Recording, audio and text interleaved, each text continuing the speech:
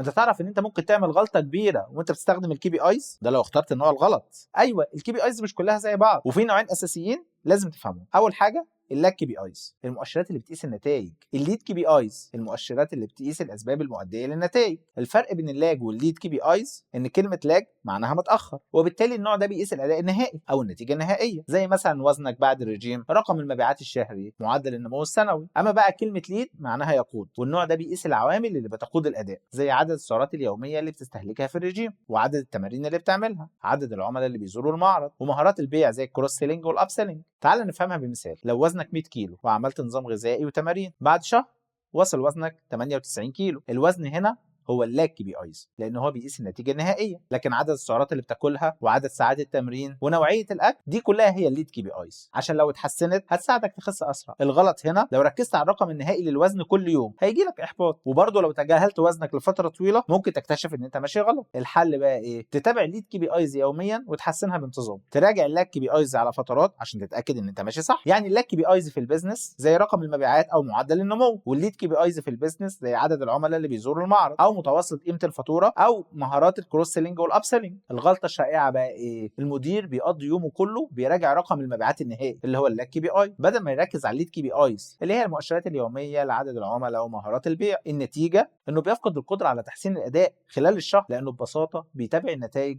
بدل ما يحرك الاسباب. نستفاد ايه بقى من الموضوع ده؟ ركز يوميا على الليد كي بي ايز لان هي اللي بتحرك الاداء. راجع اللاج كي بي ايز بشكل دوري زي في نهايه الشهر او في نهايه الكوارتر. المدير الشاطر مش اللي يقيس النتائج بس، لكن يحسن الاسباب اللي بتوصله للنتائج، لانه ما حدش بياكلها بالساهل.